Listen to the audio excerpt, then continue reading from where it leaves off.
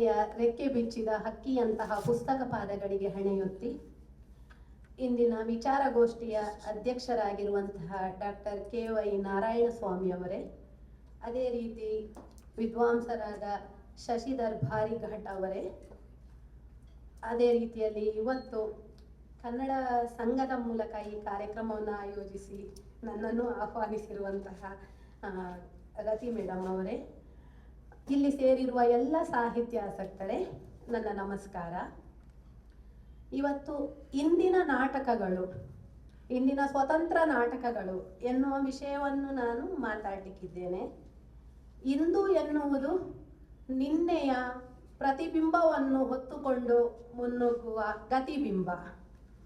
ಅದೇ ರೀತಿಯಲ್ಲಿ ಇಂದಿನ ಹೊಟ್ಟೆಯಲ್ಲಿ ನಾಳಿನ ಭ್ರೂಣ ಇದೆ.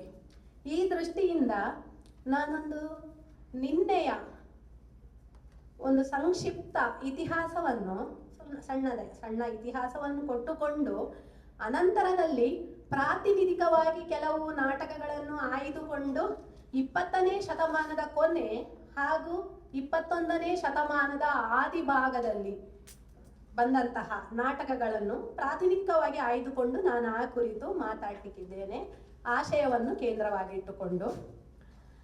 ಮೊದಲಿಗೆ ನಮ್ಮಲ್ಲಿ 16ನೇ, ನಮ್ಮ ಶಿವರಾಮ್ ಕಾರಂತರು ಹೇಳ್ತಾರೆ, ನಮ್ಮ ಯಕ್ಷಗಾನ ಆಟಗಳು ನಮ್ಮ ತೀರಾ ಮೊದಲಿನ ನಾಟಕಗಳು ಅಂತ ಹೇಳಿ. ಈ ದೃಷ್ಟಿಯಿಂದ 16ನೇ ಶತಮಾನದಲ್ಲಿ ಬಂದ ಅಜಪುರದ ವಿಷ್ಣು ವಾರಂಬಳ್ಳಿಯವರ ಯಕ್ಷಗಾನ ಬಯಲಾಟ ಕೃತಿ ಮೊದಲ ನಾಟಕ ಎನ್ನುವಂತಹ ಅಭಿಪ್ರಾಯವನ್ನು ಅವರು ಹೊಂದುತ್ತಾರೆ. ಇನ್ನು 17ನೇ ಶತಮಾನದ ಸಿಂಗರಾರ್ಯನ ಮಿತ್ರವಿಂದ ಗೋವಿಂದ ಎನ್ನುವಂತಹ ನಾಟಕ ಶ್ರೀಹರ್ಷನ ರತ್ನಾವಳಿಯ ಅನುವಾದ. ಅವನು ಹೇಳಿಕೊಂಡಿಲ್ಲವಾದರೂ ಕೂಡ ಅದು ಮೊಟ್ಟ ಮೊದಲ ನಾಟಕ ಕೃತಿ ಎನ್ನುವಂಥದ್ದು ನಮ್ಮ ವಿದ್ವಾಂಸರ ಅಭಿಪ್ರಾಯ. 1869ರಲ್ಲಿ ಚುರಮುರಿ ಅವರು ಕಾಳಿದಾಸನ ಶಾಕುಂತಲ ನಾಟಕವನ್ನು ಅವರು ಕನ್ನಡಕ್ಕೆ ಅನುವಾದಿಸ್ತಾರೆ. ಇದೊಂದು ಘಟ್ಟ. 1874ರಲ್ಲಿ ಶಾಂತ ಕವಿಗಳು ನಮ್ಮ ಕನ್ನಡ ರಂಗಭೂಮಿಯಲ್ಲಿ ಹಿಂದೂಸ್ತಾನಿ ಪಾರ್ಸಿ ಕಂಪನಿಗಳ ಪ್ರಭಾವ ಗಾಢವಾಗುತ್ತಿರುವ ಕಾಲದಲ್ಲಿ ಕನ್ನಡದ ಅಸ್ತಿತ್ವವನ್ನು ಉಳಿಸಲಿಕ್ಕೋಸ್ಕರ ಉಷಾಹರಣ, ವತ್ಸಲಾಹರಣ, ಸುಧನ್ವ ಕಾಳಗ ಮುಂತಾದ 35 ನಾಟಕಗಳನ್ನು ಬರೀತಾರೆ, ಸ್ವತಂತ್ರ ನಾಟಕಗಳೇ. ಇದು ಒಂದು ಘಟ್ಟ. 1881ರಲ್ಲಿ ಶ್ರೀ ಚಾಮರಾಜೇಂದ್ರ ಒಡೆಯರು ಚಾಮರಾಜ ನಾಟಕ ಸಭಾವನ್ನು ಸ್ಥಾಪಿಸ್ತಾರೆ. ಆಗ ಆಸ್ಥಾನ ಕವಿಗಳು ಸುಮಾರು ಕಾಳಿದಾಸ, ಶೂದ್ರಕ, ಭವಭೂತಿ ಮುಂತಾದವರ, ಕ್ಷೇಮೀಂದ್ರ ಇಂಥವರ ನಾಟಕಗಳನ್ನು, ಸಂಸ್ಕೃತ ನಾಟಕಗಳನ್ನು ಅನುವಾದ ಮಾಡ್ತಾರೆ. ಇದೊಂದು ಘಟ್ಟ. ಕನ್ನಡದಲ್ಲಿ ಸ್ವತಂತ್ರ ಸಾಮಾಜಿಕ ನಾಟಕವನ್ನು 1887ರಲ್ಲಿ ಮೊದಲು ಬರೆದವರು ನಮ್ಮ ಸೂರಿ ರಾಮಕೃಷ್ಣ ಶಾಸ್ತ್ರಿಯವರು. ಇಗ್ಗಪ್ಪ ಹೆಗಡೆಯ ವಿವಾಹ ಪ್ರಹಸನ ಎನ್ನುವಂತಹ ಹವ್ಯಕ ಭಾಷೆಯ ಮೊದಲ ನಾಟಕ ಅದು, ಮತ್ತು ಕನ್ನಡ ರಂಗಭೂಮಿಯ ಮೊದಲ ನಾಟಕ ಅಂತ ನಾವು ಅದನ್ನು ತಗೊಳ್ತೇವೆ. ಅದು ಕೂಡ ಆಗಿನ ನವೋದಯ ಚಳುವಳಿಯ ಒಂದು ಹಿನ್ನೆಲೆಯಲ್ಲಿ, ಒಂದು ಸ್ವಾತಂತ್ರ್ಯ ಹೋರಾಟದ ಭಾಗವಾಗಿ ಇದ್ದಂತಹ ಸ್ತ್ರೀ ವಿಮೋಚನಾ ಚಳುವಳಿಯ ಅಂಗವಾಗಿ ಎಷ್ಟೆಲ್ಲ ಕಾಯಿದೆಗಳು ಆ ಕಾಲದಲ್ಲಿ, ಸ್ತ್ರೀಪರ ಕಾಯಿದೆಗಳು ಬಂದವು. ಆ ಕಾಲದಲ್ಲಿ ಯಥಾಸ್ಥಿತಿಯ ಒಂದು ಕುಟುಂಬದ ಚಿತ್ರಣವನ್ನು, ಕನ್ಯಾಶುಲ್ಕ, ವಧು ದಕ್ಷಿಣೆಯ ವಿಷಯಕ್ಕೆ ಸಂಬಂಧಿಸಿದ ಹಾಗೆ ಅವರು ನಾಟಕ ಬರೀತಾರೆ. ಅದರಲ್ಲಿ ಯಾವುದೇ ಸ್ತ್ರೀ ಧ್ವನಿ ಕಾಣಿಸುವುದಿಲ್ಲ, ಆದರೆ ಸ್ತ್ರೀಯ ಸ್ಥಿತಿ ಕಾಣಿಸ್ತದೆ. ಈ ದೃಷ್ಟಿಯಿಂದ ಇದು ಸ್ವತಂತ್ರ ನಾಟಕ. ಇನ್ನು ಕ್ರಿಸ್ತಶಕ 1870ರಿಂದ 1920, 5 ವರ್ಷಗಳ ಕಾಲ ನಮ್ಮಲ್ಲಿ ಅನುವಾದಗಳು, ಇಂಗ್ಲಿಷ್ ನಾಟಕಗಳ ಅನುವಾದಗಳು ಮತ್ತು ಸಂಸ್ಕೃತ ನಾಟಕಗಳ ಅನುವಾದಗಳು, ಹಿಂದೂಸ್ತಾನಿ, ಮರಾಠಿ, ತೆಲುಗು ನಾಟಕಗಳ ಅನುವಾದಗಳು ನಡೀತವೆ. ಇದೊಂದು ಘಟ್ಟ. ಇನ್ನು 1926, 30, 35ರ ಹೊತ್ತಿಗೆ ದುರಂತ ನಾಟಕಗಳ ಪರಂಪರೆ BM ಶ್ರೀ ಅವರಿಂದ ಆರಂಭ ಆಯಿತು. ಅಶ್ವತ್ಥಾಮನ್, ಗದಾಯುದ್ಧ, ಪಾರಸಿಕರು ಎನ್ನುವಂತಹ ನಾಟಕಗಳ ಮೂಲಕ. ಇನ್ನು ಇಂಗ್ಲೆಂಡ್ನ ರಂಗಭೂಮಿಯನ್ನು ಆಳವಾಗಿ ಅಧ್ಯಯನ ಮಾಡಿದ TP ಕೈಲಾಸಂ ಅವರು ಪೋಲಿಕಿಟ್ಟಿ, ಟೊಳ್ಳುಗಟ್ಟಿ ಮುಂತಾದ ನಾಟಕಗಳ ಮೂಲಕ ಒಂದು ಹೊಸ ಹಾಸ್ಯದ ಒಳಗೆ ಗಂಭೀರ ವಿಷಯವನ್ನು, ವಿಷಾದವನ್ನು ಇಟ್ಟುಕೊಂಡು ಒಂದು ಪರಂಪರೆಯನ್ನು ಆರಂಭಿಸಿದ್ರು. ಅದೊಂದು ಘಟ್ಟವನ್ನು ಹೇಳ್ಬೋದು. ಇನ್ನು ಶ್ರೀರಂಗರು ವಾಸ್ತವವಾದಿ ನೆಲೆಯ ನಾಟಕಗಳನ್ನು ತಂದ್ರು, ಅದೊಂದು. ಅದೇ ರೀತಿ ಸಂಸಾರ ನಾಟಕಗಳು, ಐತಿಹಾಸಿಕ ನಾಟಕಗಳು, ಇದೇ ಪರಂಪರೆ ಮುಂದಿನವರೆಗೆ ಸಾಗಿ ಬಂದಿತು ಎನ್ನುವಂಥದ್ದು ನಮ್ಮ ಇತಿಹಾಸವನ್ನು ನೋಡಿದ್ರೆ ನಾವು ಗಮನಿಸಿದ್ರೆ ಗೊತ್ತಾಗ್ತದೆ. ಮುಖ್ಯವಾಗಿ ನಮಗೆ ನಾವು ಕಾಣುವಂಥದ್ದು ಅಸಂಗತವಾದಿ ಮತ್ತು ವಾಸ್ತವವಾದಿ ನೆಲೆಯ ನಾಟಕಗಳು. ಅಸ್ತಿತ್ವವಾದಿ, ಅಸಂಗತವಾದಿ ಮತ್ತು ವಾಸ್ತವವಾದಿ ನೆಲೆಯ ನಾಟಕಗಳು ನಮ್ಮ ನವ್ಯ ಪ್ರಜ್ಞೆಯ ನಾಟಕಗಳು. ಪ್ರತಿಮಾತ್ಮಕವಾಗಿ ಸಂಕೇತಗಳ ಮೂಲಕ, ಪ್ರತಿಮೆಗಳ ಮೂಲಕ ಹೊಸ ಹೊಸ ನಾಟಕಗಳನ್ನು ನಮ್ಮ ನವ್ಯ ನಾಟಕಕಾರರು ಬರೆದ್ರು. ಅವು ಹೊಸ ಅರ್ಥ, ಹೊಸ ಧ್ವನಿ, ಹೊಸತನ್ನು ಹೊಸ ಧ್ವನಿಯನ್ನು ಬಿಟ್ಟುಕೊಡುವಂತಹ ನಾಟಕಗಳು. ಈ ದೃಷ್ಟಿಯಿಂದ ನಮ್ಮ ಮೊದಲು ನಾವು ಹೇಳುವುದಿದ್ರೆ ನಮ್ಮಲ್ಲಿಯೇ ಅಸಂಗತತೆ ಬಹಳ ಹಿಂದೆಯೇ ನಮ್ಮ ಕಾವ್ಯಗಳಲ್ಲಿ, ಕನ್ನಡದ ಕಾವ್ಯಗಳಲ್ಲಿ ಕಂಡು ಬಂದಿದೆ ಅಂತಲೇ ಹೇಳ್ಬೋದು. ಯಾಕೆಂದ್ರೆ ಅಕ್ಕ ಮಹಾದೇವಿ ಹೇಳುವ ಜಲದ ಮಂಟಪದ ಮೇಲೆ ಉರಿವ ಚಪ್ಪರವನ್ನಿಕ್ಕಿ ಆಲಿಕಲ್ಲ ಹಸೆಯ ಹಾಸಿ ಬಾಸಿಗವ ಕಟ್ಟಿ ಕಾಲಿಲ್ಲದ ಹೆಂಡತಿಗೆ ತಲೆಯಿಲ್ಲದ ಗಂಡ ಬಂದು ಮದುವೆಯಾದರು. ವಿವಾಹದ ವ್ಯವಸ್ಥೆಯ ಅಸಂಗತತೆಯನ್ನು ಅವಳು ಅಕ್ಕ ಮಹಾದೇವಿ ಆ ಕಾಲದಲ್ಲಿಯೇ ಹೇಳಿದ್ಲು. ಇನ್ನು ಜೇಡರ ದಾಸಿಮಯ್ಯ ವಾಸ್ತವವಾದಿ ನೆಲೆಯಲ್ಲಿ ಹೇಳ್ತಾರೆ, ಒಡಲುಗೊಂಡವ ಹಸಿವ, ಒಡಲುಗೊಂಡವ ಹುಸಿವ, ಒಡಲುಗೊಂಡವನೆಂದು ನೀನೆನ್ನ ಜಡಿದೊಮ್ಮೆ ನುಡಿಯದಿರ, ನೀನೆನ್ನಂತೊಮ್ಮೆ ಒಡಲುಗೊಂಡು ನೋಡ ರಾಮನಾಥ ಅಂತ ಹೇಳಿ. ಅದೇ ರೀತಿಯಲ್ಲಿ ನಮ್ಮ ಪಾವ್ಯಮಾಚಾರ್ಯರು ಹೇಳ್ತಾರೆ, ಬಡವುಗು ಕಣ್ಣಿಜ್ಜಿ ಕೆಬಿ ಇಜ್ಜಿ ಬಂಜಿ ಮಾತ್ರ ಅಂತ ತುಳುವಿನಲ್ಲಿ. ಹಸಿವಿಗೆ ಕಣ್ಣಿಲ್ಲ, ಕಿವಿ ಇಲ್ಲ, ಹೊಟ್ಟೆ ಮಾತ್ರ. ಒಡಲಿಗೆ ಸಂಬಂಧಿಸಿದ ಹಾಗೆ ಎಷ್ಟೆಲ್ಲ ವಾಸ್ತವವನ್ನು ಅವರು ಹೇಳ್ತಾರೆ. ಎಲ್ಲ ನಾವೊಂದು ಜೈವಿಕ ಅಸ್ತಿತ್ವ ಇರುವ ಜೀವಿಯಾಗಿ ನಮ್ಮ ಅಸ್ತಿತ್ವ ಏನು, ಸಾಮಾಜಿಕ ಅಸ್ತಿತ್ವಕ್ಕೋಸ್ಕರ ಹೋರಾಟ, ಈ ಎಲ್ಲದರ ಕುರಿತು ಆ ಕಾಲದಲ್ಲಿಯೇ ಮಾತಾಡಿದ್ದಾರೆ. ಇನ್ನು ನವ್ಯ ಪ್ರಜ್ಞೆಯ ಕೆಲವು ಪ್ರಾತಿನಿಧಿಕ ನಾಟಕಗಳು, ಎಲ್ಲಾ ಕಾಲಕ್ಕೂ ನಿಲ್ಲಬಂದಂತಹ ನಾಟಕಗಳು. ಗಿರೀಶ್ ಕಾರ್ನಾಡರ ಹಯವದನ. ನಮ್ಮಲ್ಲಿ ಅಸಂಗತತೆ ನಮ್ಮ ಗಣಪತಿಯಲ್ಲೇ, ನಾಟಕದಲ್ಲಿ ಮೊದಲಲ್ಲಿ ಪೂಜೆ ಮಾಡುವಂತಹ ಗಣಪತಿಯಲ್ಲೇ ಇದೆ. ಆನೆ ಮುಖ, ಅದೇ ರೀತಿಯಲ್ಲಿ ಮನುಷ್ಯ ಮೈಯನ್ನು ನಾವು ಗಮನಿಸ್ತೇವೆ. ಇಲ್ಲಿ ಹಯವದನ, ಕುದುರೆ ಮುಖ, ಮನುಷ್ಯನ ದೇಹ ಎನ್ನುವಂಥದ್ದನ್ನು ಒಂದು ಪ್ರತಿಮೆಯಾಗಿ ಬಳಸಿಕೊಂಡು ಈ ಅಸಂಗತ ಪ್ರತಿಮೆಯ ಮೂಲಕ ಕಾಮದ ಶೋಧವನ್ನು ಗಿರೀಶ್ ಕಾರ್ನಾಡರು ನಡೆಸ್ತಾರೆ. ಈ ದೃಷ್ಟಿಯಿಂದ ಪದ್ಮಿನಿ ಎನ್ನುವಂತಹ ಮಹಿಳೆ, ಕಪಿಲ ಮತ್ತು ದೇವದತ್ತ ಎನ್ನುವವರ ಒಂದು, ಈ ಕಪಿಲ ಎನ್ನುವವನು ಕುದುರೆ ಮುಖ, ಅದೇ ರೀತಿಯಲ್ಲಿ ಕುದುರೆಯಂತಹ ಬಲಿಷ್ಠ ಮೈಯನ್ನು ಹೊಂದಿರುವವನು. ದೇವದತ್ತನು ಮನುಷ್ಯನ ವಿಚಾರವಂತ ಮೆದುಳನ್ನು ಹೊಂದಿರುವ ಮನುಷ್ಯ ಮೈಯವನು. ಪದ್ಮಿನಿಯ ಒಂದು ಆಕರ್ಷಣೆ ಏನಿದೆ ಅಂದ್ರೆ, ಅವಳು ಪರಿಪೂರ್ಣತೆಯನ್ನು ಬಯಸ್ತಾಳೆ. ಪದ್ಮಿನಿ ಯಾವ ರೀತಿಯಲ್ಲಿ ಅಂತ ಹೇಳಿದ್ರೆ, ಮನುಷ್ಯನ ವಿಚಾರವಂತ ಮೆದುಳು ಇರಬೇಕು, ಕುದುರೆಯ ಬಲಿಷ್ಠ ಮೈ ಇರಬೇಕು, ಅದೇ ಪರಿಪೂರ್ಣತೆ, ಅಂತದ್ದು ಬೇಕು ಅಂತ ಬಯಸ್ತಾಳೆ. ಹಾಗೆ ಅವಳು ರುಂಡವನ್ನು ಅದಲು ಬದಲು ಜೋಡಿಸುವಾಗ ದೇವದತ್ತನ ಮನುಷ್ಯ ವಿಚಾರವಂತ ತಲೆಗೆ, ಮೆದುಳಿಗೆ ಆ ಕುದುರೆಯ ಕಪಿಲನ ಕುದುರೆ ಮೈಯ ಬಲಿಷ್ಠ ಮೈಯನ್ನು ಅವಳು ಜೋಡಿಸ್ತಾಳೆ. ಈ ಮೂಲಕ ಆದ್ರೆ ಕೊನೆಗೆ ಏನಾಗ್ತದೆ ಅಂತ ಹೇಳಿದ್ರೆ, ಆ ಕಪಿಲನ ಕುದುರೆ ಮುಖವು ಅದು ತನ್ನ ದೇಹವನ್ನು ಕುದುರೆ ಮೈಯಾಗಿ ರೂಪಾಂತರಿಸ್ತದೆ. ದೇವದತ್ತನ ಮನುಷ್ಯ ಮುಖವು ಅವನ ದೇಹವನ್ನು ಮನುಷ್ಯ ಮೈಯಾಗಿ ಪರಿವರ್ತಿಸ್ತದೆ. ಯಾಕಂದ್ರೆ ನಮ್ಮ ಜಗತ್ತಿನಲ್ಲಿ ಪರಿಪೂರ್ಣತೆ ಎನ್ನುವುದು ಅದು ಆದರ್ಶ ಮಾತ್ರ, ಅದು ನಾಟ್ ರಿಯಲ್. ಅಂದ್ರೆ ಅದು ಸತ್ಯ ಅಲ್ಲ, ಅದು ಯಾವತ್ತಿಗೂ ವಾಸ್ತವ ಅಲ್ಲ. ನಾವು ಪರಿಪೂರ್ಣತೆಯ ಹಿಂದೆ ಓಡ್ತಲೇ ಇರ್ತೇವೆ. ಮನುಷ್ಯ ಎನ್ನುವವನು ಮೂಲತಃ ಪಶು, ಅವನು ಇಂಟೆಲೆಕ್ಚುವಲ್ ಪಶು ಅಷ್ಟೇ.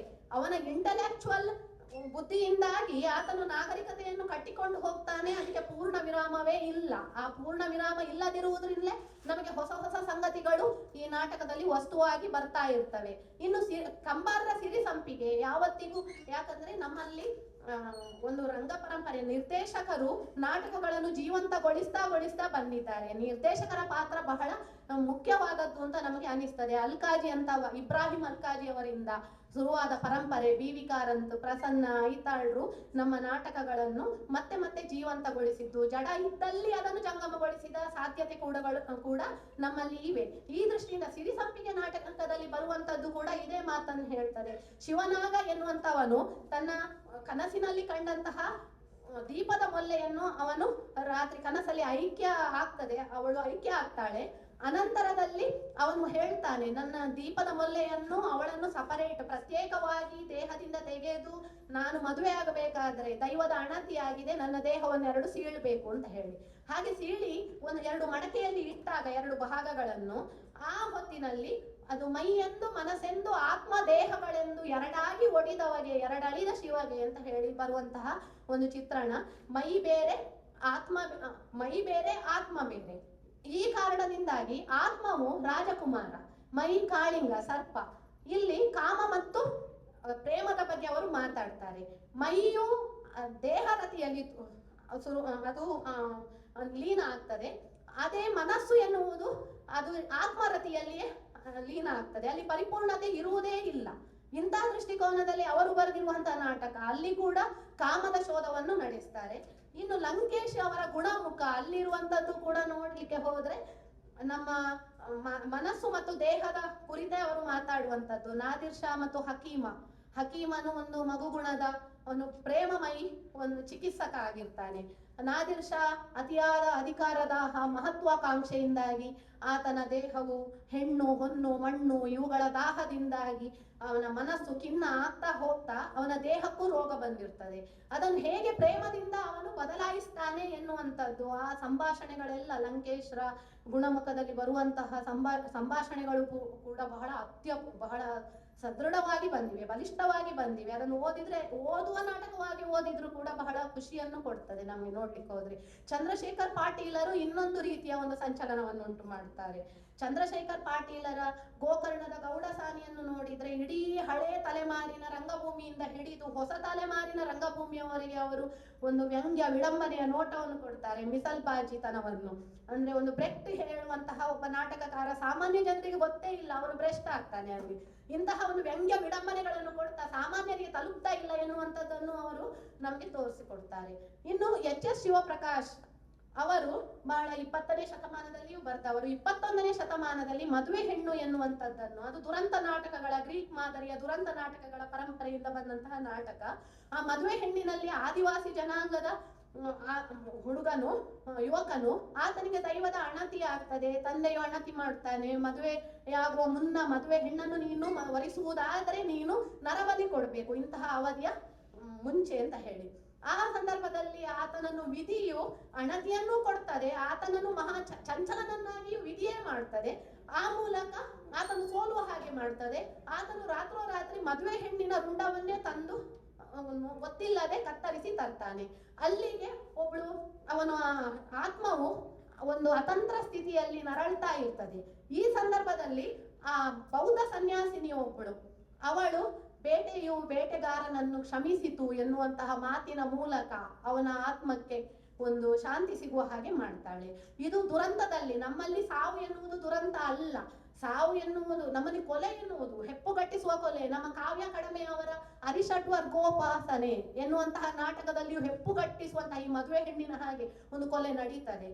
ಯಾಕಂದ್ರೆ ಮನುಷ್ಯನೇ ಮಾಡಿಕೊಂಡಂತಹ ಒಂದು ಕೃತಕವಾದಂತಹ ಆದಿವಾಸಿ ಒಂದು ಅಧ್ಯಯನಕ್ಕೆ ಮಾಡಿಕೊಂಡಂತಹ ಕ್ರಮದಿಂದ ಕೊನೆಗೆ ಅವನೇ ಕೊಲೆ ಆಗಿ ಬಿಡುವಂತದ್ದು.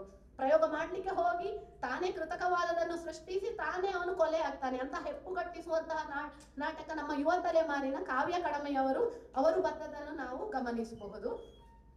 ಇನ್ನು ಹತ್ತು ಮೀರಿದ ಹಾದಿ ಎನ್ನುವಂಥದ್ದು ಪ್ರಸನ್ನ ಅವರು ಬರೆದ 21ನೇ ಶತಮಾನದ ನಾಟಕ. ಭರತೇಂದು ಹರಿಶ್ಚಂದ್ರ ಹಿಂದಿ ನಾಟಕಕಾರನ ಕೊನೆಯ ದಿನಗಳ ಕುರಿತು ಒಂದು ಕಾಲ್ಪನಿಕ ಚಿತ್ರವನ್ನು ಕೊಡ್ತಾರೆ. ಅದು ಸಾವು ನೆಂಟ ಬರ್ತಾನೆ. ನಮ್ಮ ಕನಕದಾಸರು ಹೇಳ್ತಾರಲ್ಲ, 8 ಗೇಳಿನ ದೇಹ ರೋಮಗಳೆಂಟು ಕೋಟಿಯು ಕೀಲ್ಗಳು 68 ನೆಂಟ ನೀ ಬಂದು ಇದ್ದು ಅಗಲಿದೊಡೆ ಅವನ ಹೆಂಟೆಯಲ್ಲಿ ಮುಚ್ಚುವರು ದೇಹದೊಳುಂಟೆ ಪುರುಷಾರ್ಥ ಅಂತ ಹೇಳಿ. ನೆಂಟ ಅತಿಥಿಯಾಗಿ ಬರ್ತಾನೆ, ಸಾವು ಅತಿಥಿಯಾಗಿ ಕೆಲವು ದಿನ ಇದ್ದು ದೇಹವನ್ನು ಬಿಟ್ಟು ಹೋಗ್ತಾನೆ. ಅಲ್ಲಿ ಒಂದು ಪಗಡೆಯ ಆಟ, ಪಗಡೆಯ ದಾಳಗಳು ಆ ಭರತೇಂದುವಿನ ಹೃದಯದ ಒಂದು ಬಡಿತದ ಹಾಗೆ ನಮಗೆ ಕಾಣಲಿಕ್ಕೆ ಸಿಗ್ತದೆ. ಅದು ಕೂಡ ರಂಗ ಪ್ರಯೋಗವನ್ನು ನಾನು ನೋಡಿದ್ದೆ. ಬಹಳ ಸಾವು ಮತ್ತು ಬದುಕಿನ ನಡುವಿನ ಹೋರಾಟ, ಸಂಘರ್ಷ ಇದನ್ನು ಹೇಳುವಂತಹ ನಾಟಕ ಹತ್ತು ಮೀರಿದ ಹಾದಿ. ಇನ್ನು ನಮ್ಮಲ್ಲಿ ಇತಿಹಾಸ ಪುರಾಣಗಳನ್ನು ಕಲಾತ್ಮಕವಾಗಿ ಆರಿಸಿಕೊಂಡು ಒಂದು ವಿಚಾರವನ್ನು ನೇರವಾಗಿ ಹೇಳಿದ್ರೆ ಬಹಳ ಅದು ನಮ್ಗೆ ಮುಟ್ಟುವುದು ಅಥವಾ ಅದರಲ್ಲೊಂದು ಯಾಂತ್ರಿಕತೆ, ಏಕತಾನತೆ, ಕ್ಲೀಶೆ ಹುಟ್ಟಿಕೊಳ್ಳುವುದು ಸಹಜ. ಅದರಿಂದಾಗಿ ಒಂದು ಹೊಸ ಮಾರ್ಗವನ್ನು ಕಂಡು ಹಿಡಿದದನ್ನು ನಾವು ನೋಡಿದ್ದೇವೆ. ನವ್ಯ ಪ್ರಜ್ಞೆಯವರು ಹೆಚ್ಚು ಇತಿಹಾಸ ಮತ್ತು ಪುರಾಣವನ್ನೇ ಇಟ್ಟುಕೊಂಡು ಅದನ್ನು ಭಿನ್ನ ದೃಷ್ಟಿಯಿಂದ, ಭಿನ್ನ ಭಾವ, ಭಿನ್ನ ವಿಚಾರಗಳಿಂದ ನೋಡಿ ಭಿನ್ನಗೊಳಿಸ್ತಾ ಹೋಗುವುದು, ಭಗ್ನಗೊಳಿಸ್ತಾ ಹೋಗುವುದು, ಅದರಲ್ಲಿ ಹೊಸ ಅರ್ಥಧ್ವನಿ ಬರುವ ಹಾಗೆ ಮಾಡುವಂಥದ್ದನ್ನು ನಾವು ಕಂಡಿದ್ದೇವೆ. ನಮ್ಮ ಕೆ.ವೈ. ನಾರಾಯಣ ಸ್ವಾಮಿ ಅವರು ಮೊದಲ ಬಾರಿಗೆ ಅಂತ ನಂಗೆ ಅನಿಸ್ತದೆ ಇದು. ಯಾಕಂದ್ರೆ ಹಿಂದಿನ ಒಂದು ನಾಟಕಗಳನ್ನು ನಾನು ಗಮನಿಸಿದಾಗ ನನ್ನ ವ್ಯಾಪ್ತಿಯ ಅನುಭವದ ವ್ಯಾಪ್ತಿಯಲ್ಲಿ ಓದಿನ ವ್ಯಾಪ್ತಿಯಲ್ಲಿ ನನಗನಿಸಿದ್ದು ಅಂತ ಹೇಳಿದ್ರೆ ಹಳೆಗನ್ನಡದ ಕಾವ್ಯಗಳನ್ನು ಅದನ್ನು ಇಟ್ಟುಕೊಂಡು ಅದರ ಇನ್ನೊಂದು ಅಮೂರ್ತ ಮುಖವನ್ನು ತೋರಿಸುವ ಒಂದು ಕೆಲಸವನ್ನು ತಮ್ಮ ಕಲಾತ್ಮಕತೆಗೆ ಸೌಂದರ್ಯ ಪ್ರಜ್ಞೆಗೆ ಅದನ್ನು ಬಳಸಿಕೊಂಡು ಸತ್ಯದ ಶೋಧನೆಯನ್ನು ನಡೆಸುವಂತಹ ಕೆಲಸವನ್ನು ಕೆ.ವೈ. ನಾರಾಯಣ ಸ್ವಾಮಿ ಅವರು ಮೊದಲು ಮಾಡಿ ಒಂದು ಮಾರ್ಗ ತೋರಿಸಿದ್ದಾರೆ ಅಂತ ನನಗೆ ಅನಿಸಿತು ಅದನ್ನು ನೋಡುವಾಗ. ಯಾಕೆಂತ ಹೇಳಿದ್ರೆ ಪಂಪ ಭಾರತದ ಒಂದು ಕಲ್ಲಿನ ಮೂಲಕ ಶಾಸನ, ಗಂಗಾಧರ ಶಾಸನದ ಮೂಲಕ ಆರಂಭ ಆಗ್ತದೆ. ರಾತ್ರಿ ಹೊತ್ತಲ್ಲಿ ಅದನ್ನೊಂದು ಭೂತಕಾಲದ ಒಬ್ಬ ಸೈನಿಕ ಒಬ್ಬ ಕಾವಲುಗಾರ ಕಾಯ್ತಾ ಇರ್ತಾನೆ. ಆ ಕಲ್ಲನ್ನು ಒಡೆದುಕೊಂಡು ಕರ್ಣ ಮತ್ತು ಪಂಪ ಬರ್ತಾರೆ. ಕರ್ಣ ಬೇರೆ ಅಲ್ಲ, ಪಂಪ ಬೇರೆ ಅಲ್ಲ. ಒಂದು ರೀತಿಯಲ್ಲಿ ಪಂಪನೇ ಕರ್ಣ, ಕರ್ಣನೇ ಪಂಪ. ಅರ್ಜುನ ಅಲ್ಲಿಯೂ ಕೂಡ ಕವಿಯ ಸ್ವಾತಂತ್ರ್ಯ ಇಲ್ಲ. ಕವಿಗೆ ಹಿಂದೆ ರಾಜಾಶ್ರಯ ವಿದ್ವದಾಶ್ರಯದಲ್ಲಿ ಬೆಳೆದಂತಹ ಹಳೆಗನ್ನಡ ಕಾವ್ಯಗಳು, ರಾಜಾಶ್ರಯದಲ್ಲಿ ಬೆಳೆದಂತಹ ಕಾವ್ಯಗಳು ರಾಜನನ್ನೇ ಇಂದ್ರ ಚಂದ್ರ ದದೀಚಿ ಕರ್ಣ ಅಂತ ಹೊಗಳಿ ಬರೀಬೇಕು. ಅವನಿಗೆ ನಿಜವಾಗಿ ಕರ್ಣನನ್ನೇ ನಾಯಕನನ್ನಾಗಿ ಮಾಡಬೇಕು, ಸೂತಪುತ್ರ ಕರ್ಣನನ್ನು ಎನ್ನುವಂತಹ ಒಂದು ಆಸೆ ಇರ್ತದೆ. ಆದ್ರೆ ಅರಿಕೇಸರಿ ಅದಕ್ಕೆ ಅಡ್ಡಿ. ಯಾಕೆಂತ ಹೇಳಿದ್ರೆ ಅವನು ಸಾಮಂತ ರಾಜನಾಗಿ ಉಳಿದು ಬಿಡ್ಬೇಕಾಗ್ತದಲ್ಲ ಎನ್ನುವಂತಹ ತಾನು ಚರಿತ್ರೆಯಲ್ಲಿ ಅಮರ ಆಗ್ಬೇಕು ಎನ್ನುವಂತಹ ಆಸೆಯಿಂದ ಆತನು ಅಲ್ಲಿ ಸ್ವಾತಂತ್ರ್ಯವನ್ನು ಕೊಡುವುದಿಲ್ಲ. ಆದ್ರೆ ಕವಿಯ ಒಂದು ಉತ್ಕಟವಾದ ಕ್ಷಣಗಳು ಬರುವುದು ಕರ್ಣನನ್ನು ಚಿತ್ರಿಸುವಾಗ ಮಾತ್ರ. ನೆನೆಯದಿರಣ್ಣ ಭಾರತದೊಳ್ ಪೆರರಾನು ಮನ್ ಒಂದೇ ಚಿತ್ತದಿ ನೆನೆಯೊಡೆ ಕರ್ಣನಂ ನೆನೆಯ. ಕರ್ಣನೊಳು ಆರ್ ದೊರೆ ಕರ್ಣನ ಏರು ಕರ್ಣನ ಕಡು ನನ್ನಿ ಕರ್ಣನ ಅಳವು ಅಂಕದ ಚಾಗಂ ಎಂಬಿ ಕರ್ಣನ ಪಡೆ ಮಾತಿನೊಳ್ ಪುದಿದು ಕರ್ಣರ ಸಾಯನಂ ಅಲ್ತೆ ಭಾರತಂ ಎನ್ನುವಂತಹ ಉತ್ಕಟ ಕ್ಷಣ. ಅದೇ ರೀತಿಯಲ್ಲಿ ಒಂದು ಮಣ್ಣಿಗೆ ಬನವಾಸಿಯ ಮಣ್ಣನ್ನು ಒಂದು ತೆಂಕಣ ಗಾಳಿ ಸೋಂಕಿದೊಡಂ ಒಳ್ಳುಡಿ ಕೇಳ್ದೊಡಂ ಇಂಪನಾಳ್ದ ಕೇಯಂ ಕಿವಿ ಒಕ್ಕಡಂ ಬಿರಿದ ಮಲ್ಲಿಗೆ ಕಂಡೊಡಂ ಆದಕೆಂದು ಅಲಂಪಂಗೆ ಎಡೆಗೊಂಡೊಡಂ ಮಧುಮಹೋತ್ಸವವಾದೊಡಂ ಏನ ನೆಂಬೆ ನಾರಂಕುಶ ಬಿಟ್ಟೊಡಂ ನೆನೆವುದೆನ್ನ ಮನಂ ಬನವಾಸಿ ದೇಶಮಂ. ಇಲ್ಲಿ ಕೂಡ ಬನವಾಸಿಯ ವರ್ಣನೆ ಮಾಡುವಲ್ಲಿ ಅವನು ಆ ಪಂಪನು ತನ್ನ ಹುಟ್ಟೂರನ್ನು ವರ್ಣಿಸುವಂತಹ ಸಂದರ್ಭದಲ್ಲಿ, ಅರ್ಜುನನ ಬಾಯಿಂದ ವರ್ಣಿಸುವ ಸಂದರ್ಭದಲ್ಲಿ ಅಲ್ಲಿ ಉತ್ಕಟ ಕ್ಷಣ ಬರ್ತದೆ, ಕವಿ ಸಮಯ ಅಲ್ಲಿ ಕಾಣಿಸ್ತದೆ. ಅಲ್ಲಿ ಅವನು ತನ್ನ ಮೈಮರೆಯುವಂತಹ ಸ್ಥಿತಿಯನ್ನು ನಾವು ಕಾಣ್ತೇವೆ. ಇಲ್ಲಿ ಅಧಿಕಾರದ ದಾಹ ಎನ್ನುವಂಥದ್ದು ಹೇಗೆ ಅರಿಕೇಸರಿಯ ಕೊಲೆಗೆ ಕಾರಣ ಆಗ್ತದೆ, ಅದೇ ರೀತಿಯಲ್ಲಿ ಅಧಿಕಾರ ಒಂದು ಕುಲದ ಚಿಂತನೆ, ಜೈನ ಮತ್ತು ಬ್ರಾಹ್ಮಣರ ಸಂಘರ್ಷ, ಆ ಸಂಘರ್ಷದಲ್ಲಿ ಹೇಗೆ ಪಂಪನ ಅವನತಿ ಆಗ್ತದೆ. ಪಂಪನ ಪೂರ್ವಜರು ಅವರು ಬ್ರಾಹ್ಮಣರು, ಅನಂತರದಲ್ಲಿ ಅವರು ಜೈನರಾಗ್ತಾರೆ. ಅವನ ಭೂತಕಾಲದ ಒಂದು ಬ್ರಾಹ್ಮಣತ್ವವನ್ನೇ ನೆಪ ಹಿಡ್ಕೊಂಡು ಜೈನರು, ಅದೇ ರೀತಿಯಲ್ಲಿ ಅವನು ಇವಾಗ ಜೈನನಾಗಿದ್ದಾನೆ ಅಂತ ಹೇಳಿ ಬ್ರಾಹ್ಮಣರು. ಈ ನಡುವಿನ ಸಂಘರ್ಷದಲ್ಲಿ ಹೇಗೆ ಆತ ಕೊಲೆಯಾಗಿ ಬಿಡ್ತಾನೆ ಪಂಪ. ಯಾರಿಗೆ ಪಂಪ ಇಲ್ಲಿ ಅರಿಕೇಸರಿಯೇ ದುರ್ಯೋಧನ ಆಗುವಂತಹ ಒಂದು ವಿಡಂಬನೆ. ಅವನ ಸಾವು ಹೇಗೆ ಕರ್ಣನ ಸಾವಿಗೆ ದುರ್ಯೋಧನ ಕಾರಣ. ಮುಳ್ಳಂ ಮುಳ್ಳಿಂದ ಪಾಟಿಸುವೆನು, ಮುಳ್ಳನ್ನು ಮುಳ್ಳಿನಿಂದಲೇ ತೆಗಿತೇನೆ. ಸತ್ಯಂತಪ ಮುನಿಗಳಿಂದ ಗೊತ್ತಾಗ್ತದೆ ಅವನಿಗೆ, ದುರ್ಯೋಧನನಿಗೆ ಇವನು ಸೂತಪುತ್ರ ಅಲ್ಲ, ಇವನು ಪಾಂಡವರ ಹಿರಿಯ ಅಂತ ಹೇಳಿ. ಆದ್ರೂ ಕೂಡ ಅವನು ಮುಚ್ಚಿಟ್ಟು ಮುಳ್ಳಿನಿಂದ ಮುಳ್ಳನ್ನು ತೆಗಿತೇನೆ ಅಂತ ಹೇಳಿ ಸ್ನೇಹವನ್ನು ವ್ಯಕ್ತಪಡಿಸ್ತಾನೆ. ಭಾನುಮತಿಯ ನೆತ್ತದ ಪ್ರಸಂಗ ಎಲ್ಲ ಬರ್ತದೆ. ಅಂತಃಪುರಕ್ಕೆ ಕರ್ಣನನ್ನು ಅವನು ಹೋಗುವಷ್ಟು ಸಲಿಗೆಯನ್ನು ಕೊಡ್ತಾನೆ. ಅದರ ಹಿಂದಿರುವ ರಹಸ್ಯ ಅದೇ ಅಂತ ಹೇಳಿ ಸ್ನೇಹವನ್ನು ಕೊಡ್ತಾನೆ. ಕುಲಮನೇ ಮುನ್ನ ಮುಗ್ಗಡಿ ಪಿರೇಂಗಳ ನಿಮ್ಮ ಕುಲಗಳ ಆಂತು ಮಾರಿಮಲೆವನನ್ ಅಟ್ಟಿ ತಿಂಬವೆ ಕುಲಂ ಅಲ್ತು ಚಲಂ ಕುಲಂ ಗುಣಂ ಕುಲಂ ಅಭಿಮಾನಂ ಒಂದೇ ಕುಲಂ ಅಣ್ಮು ಕುಲಂ ಭಾರತದೊಳ ಅಣ್ಣ ನಿಮ್ಮ ಕುಲಂ ವ್ಯಾಕುಲಮಂ ಮಾಡದೆ ಬಿಡುಗುಮ್ ಅಂತ ದ್ರೋಣಾಚಾರ್ಯರಿಗೆ ಎದುರು ಉತ್ತರ ಕೊಟ್ಟ ಪಂಡೆತ್ತ ಕರ್ಣನ ಕುಲವೇ ಅವನ ಸಾವಿಗೆ ಕಾರಣ ಆಗ್ತದೆ ಅಂತ ಆದ್ರೆ, ಇನ್ನೊಂದು ದುರ್ಯೋಧನನ ಅಧಿಕಾರ ದಾಹವೇ ಅಲ್ಲಿ ಕಾರಣ ಆಗ್ತದೆ. ಇದು ಪಂಪನಿಗೂ ಅನ್ವಯಿಸ್ತದೆ, ಅರಿಕೇಸರಿಗೂ ಅನ್ವಯಿಸ್ತದೆ. ಈ ದೃಷ್ಟಿಯಿಂದ ಇದು ಬಹಳ ಒಳ್ಳೆಯ ನಾಟಕ. ಅದೇ ರೀತಿಯ ಅನಭಿಜ್ಞ ಶಾಕುಂತಲ ಎನ್ನುವಂತಹ ನಾಟಕದಲ್ಲಿಯೂ ಹಾಗೆ ನಮ್ಮ ಕಾವ್ಯವೇ ಕವಿಯನ್ನು ಬರಿತಾ ಹೋಗ್ತದೆ, ಕಾವ್ಯವೇ ಕವಿಯ ಬದುಕನ್ನು ಚಿತ್ರಿಸ್ತಾ ಹೋಗ್ತದೆ. ಅವನ ಕವಿಯ ಬದುಕಿನ ಸಂಗತಿಗಳು, ಮರೆಯಲ್ಲಿ ಇರುವ ಶಕುಂತಲೆಯನ್ನು ಹೊರಗೆ ತೆಗೆಯುವಂತಹ ಕೆಲಸವನ್ನು ಅವರು ಮಾಡ್ತಾರೆ. ಇವು ನಾಟಕಗಳು. ಇನ್ನು ಚಕ್ರರತ್ನ ಎನ್ನುವಂತಹ ಆದಿಪುರಾಣದ ಕಥೆಯನ್ನು ಆಧರಿಸಿದ ನೆತ್ತರಿನ ದಾಹ, ಹೊರತಲ್ಲ ಇಲ್ಲಿ ನೆತ್ತರಿನ ದಾಹ ಅಂತ ಹೇಳುವಂತಹ ನಾಟಕಗಳು. ಇನ್ನು ಕಾವ್ಯ ಕಡಮೆಯವರ ಮತ್ತೊಂದು ನಾಟಕ ನಮ್ಮಲ್ಲಿ ಅದು ಆಟದೊಳಗಾಟ ಎನ್ನುವಂತಹ ನಾಟಕ. ಅದು ಒಂದು ಹೊಸ ರಂಗತಂತ್ರವನ್ನು ಇಟ್ಟುಕೊಂಡು ಬೆಳೆದಂತಹ ನಾಟಕ. ನಮ್ಮಲ್ಲಿ ಬೆಂದಕಾಳೂರು ಆನ್ ಟೋಸ್ಟ್ ನಮ್ಮ ಕಾರ್ನಾಡ್ ಅವರು ಬರ್ತದ್ದು, ಅಡಿಗರ ಹೊಗೆ ಬೆಂಕಿ ಅಯ್ಯೋ ಹಾಳಾಗ ಉರಿಶಕೆ ತಾಪ, ಹೊರಗೆ ರಣರಣ ಬಿಸಿಲು, ಒಳಗೆ ಮಾರಣ ಬೆಂಕಿ, ಮಲಗಿತ್ತು ಮನ ಚಿತೆಯ ಮೇಲೆ ಆಫೀಸಿನಲ್ಲಿ. ಭೂತ ಕನ್ನಡಿ ಬಿಸಿಲು ಕೋಲು ಚುಚ್ಚಿತು ತಲೆಯ ಮೆದುಳು, ಬಚ್ಚಲ ಹಂಡೆಯಲ್ಲಿ ಬೇಯುವ ಆಮೆ ಎದ್ದೆದ್ದು ಬಿದ್ದು ಒದ್ದಾಡುತ್ತಿತ್ತು. ಕಿಟಕಿಯಲ್ಲಿ ಬೆಂಕಿ ಹೊಳೆ ಹರಿದು ಕುರ್ಚಿಯ ಮೇಲೆ ಉರಿ ಕೆಂಡ, ಮೇಜು ಅಗ್ನಿಯ ಕುಂಡ. ಆಚೀಚೆ ಕುಳಿತು ಕಮರುವ ಕ್ಲರ್ಕ್ಗಳ ಸುತ್ತ ಕೆನ್ನೀಲಿ ಜೋನು ನಾಲಿಗೆ ಚಾಚಿ ಪಚ ಪಚ ಪಚ್ಚ. ಯುಗ ಯುಗದ ಫೈಲುಗಳನ್ನು ಹೇರಿದ ಕಪಾಟು ಬೆನ್ನೆಲುಬು ಕುಸಿದು ಕಿರುಗುಟ್ಟಿ, ಕಟ್ಟಕಟ ನಿಟಿನಿಟಿಲ್ ಬೊಂಬು ಮೂಳೆಯ ಗಂಟು. 21ನೇ ಶತಮಾನದ ಸಮಾಜವನ್ನು ಚಿತ್ರಿಸ್ತಾರೆ ಅವರು. ಅದರಲ್ಲಿ 20ರಲ್ಲಿ ಬರೆದ್ರೂ ಕೂಡ ಅದು ಮುಂದಿನ 21ನೇ ಶತಮಾನ ಇನ್ನೂ ಕೆಟ್ಟದಾಗಿದೆ. ಅದರಲ್ಲಿ ಅವರು ಈ ಕಾವ್ಯ ಕಡಮೆ ಅವರು ಯಾಕೆ ಹೇಳಿದೆ ಅಂದ್ರೆ, ಬೆಂದಕಾಳು ಆನ್ ಟೋಸ್ಟ್ ಅಲ್ಲಿ ಇರುವಂತಹ 2 ಪಾತ್ರಗಳು ಅಂಜನಾ ಪಡುಬಿದ್ರೆ ದಂಪತಿಗಳು, ಅವರು ವಿಚ್ಛೇದನ ಆಗದೆ ಅವನು ಟೂರಿಂಗ್ ಅಲ್ಲೇ ಬ್ಯುಸಿ ಆಗಿರ್ತಾನೆ, ದೇಶ ವಿದೇಶವನ್ನು ಗಂಡ. ಈ ಹೆಂಡತಿ ಪಾಪ ಅನಾಥ ಪ್ರಜ್ಞೆಯನ್ನು ನರಳ್ತಾ ಇರ್ತಾಳೆ. ಆದ್ರೆ ಇದೇ ದಂಪತಿಗಳ ಒಂದು ಇನ್ನೊಂದು ಚಿತ್ರ, ಯಾಕಂದ್ರೆ ಬದುಕು ಯಾವತ್ತಿಗೂ ಸಾಮಾನ್ಯ ಬದುಕೆ. ಈ ನಗರ ಬದುಕು, ಜಾಗತೀಕರಣದಿಂದ ಉಂಟಾದ ಕುಟುಂಬ ವಿಘಟನೆಯನ್ನು ಅದು ಯಾರು ಬರೆದ್ರು ಕೂಡ ಒಂದೇ. ಆದ್ರೆ ಆ ಕಥೆಯ ಮುಂದುವರಿಕೆಯ ಭಾಗವಾಗಿ ನಾವು ಕಾವ್ಯ ಕಡಮೆಯವರ ನಾಟಕವನ್ನು ನೋಡ್ಬೋದು. ಬೆಂದಕಾಳೂರಲ್ಲಿ ಕುಣಾಲ ಎನ್ನುವವನು ಬರ್ತಾನೆ, ಯುವ ತಲೆಮಾರಿನ ಒಬ್ಬ ಯುವಕ. ಆತನು ನಮ್ಮಲ್ಲಿ ಸಾವು ಎನ್ನುವುದು ಕೂಡ ಬಹಳ ದಾರುಣವಾದ ಸಂಗತಿ ಕೂಡ. ನಾವು ನಿರ್ಗುಣ್ಭಜನ್ನನ್ನು ಸಾವಿನ ಮನೆಯಲ್ಲಿ ಹಾಡುವ ಮೂಲಕ, ಬೇರೆ ಬೇರೆ ಕೀರ್ತನೆಗಳನ್ನು ಹಾಡುವ ಮೂಲಕ ಸಹ್ಯವಾಗ್ತದೆ ಸಾವು ಎನ್ನುವಂಥದ್ದು. ಇಲ್ಲಿಯ ಕುಣಾಲ ಹೇಗೆ ಅಂತ ಹೇಳಿದ್ರೆ, ಭಯಾನಕ ಬೆಂಗಳೂರು. ಅವನು ತನ್ನ ಒಂದು ಸಾವು ಅದನ್ನು ಮೊದಲೇ ಭಯಾನಕವಾಗಿದೆ ಸ್ಥಿತಿ, ಅದನ್ನು ಮತ್ತಷ್ಟು ಭಯಾನಕ ಮಾಡುವಂತಹ ಒಂದು ಮೆಟಲ್ ಗಿಟಾರ್ ಅಲ್ಲಿ ಕರ್ಕಶ ಸಂಗೀತವನ್ನು ಸೃಷ್ಟಿ ಮಾಡುವಂಥದ್ದು. ಅದೇ ಮುಂದೆ ಅಕ್ಷರ ಅವರ ನಮ್ಮ ಸೇತು ಬಂಧನ ಎನ್ನುವಂತಹ ನಾಟಕದಲ್ಲಿ ನೋಡಿದ್ರೆ ಮದನನಾಗಿ ಕುಣಾಲನೇ ಬರ್ತಾನೆ. ಒಂದು ರೀತಿಯಲ್ಲಿ ಮದನ ಹೇಗೆ ಅಂತ ಹೇಳಿದ್ರೆ, ಆತನ ಉದ್ಯಮಿ ಒಬ್ಬ ಹೇಳ್ತಾನೆ, ನೋಡು ನೀನು ಉದ್ಯಮಿ ಆಗ್ತೀಯಾ ಅಲ್ಲ ಉದ್ಯಮಿಯ ಡ್ರೈವರ್ ಆಗ್ತೀಯಾ, ನಿನ್ಗೆ ಬಿಟ್ಟದ್ದು ಅಂತ ಹೇಳಿದ ದಿನವೇ ರಾತ್ರಿ ಅವನು ಕೊಟ್ಟಕ್ಕಾಗ್ತಾನೆ ಆಕ್ಸಿಡೆಂಟ್ ಆಗಿ. ಆ ಸಂದರ್ಭದಲ್ಲಿ ಈ ಮದನ ಹೋಗಿ ನೋಡ್ತಾನೆ, ಡ್ರೈವರ್ ಯಾರು ಅಲ್ಲ ಉದ್ಯಮಿ ಯಾರು ಅಂತ ಗೊತ್ತಾಗದೆ ಮುಖ ಎಲ್ಲ ನಜ್ಜುಗಜ್ಜಾಗಿರ್ತದೆ. ಆ ಸಾವಿನ ಭೀಕರತೆಯಿಂದಾಗಿ ಆತನು ನೇರವಾಗಿ ಬೆಂಗಳೂರನ್ನು ಬಿಟ್ಟು ವಿದೇಶಕ್ಕೂ ಹೋಗದೆ ಅಜ್ಜನ ಮನೆಗೆ ಬಂದು ಬಿಡ್ತಾನೆ.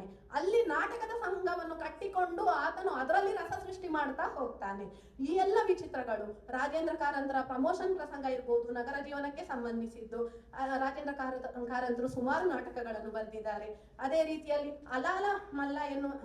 ಮಲಾಲ ಅಲ್ಲ ಎನ್ನುವಂತಹ ನಾಟಕದ ಕುರಿತು ನಾನು ಹೇಳಲೇಬೇಕು. ಇದು ನಮ್ಮಲ್ಲಿ ಒಂದು ಹೆಣ್ಣಿನ ಧ್ವನಿಯನ್ನು ಬುರ್ಕಾ ಹಾಕ್ಲಿ ಅಥವಾ ಹಿಜಾಬ್ ಹಾಕ್ಲಿ, ಹೆಣ್ಣಿನ ದೇಹವನ್ನು ಮುಚ್ಚುವ ಬಗ್ಗೆ ನಾವು ಮಾತಾಡ್ತೇವೆ, ಸ್ವಾತಂತ್ರ್ಯ ಇಲ್ಲ ಅಂತ ಹೇಳಿ.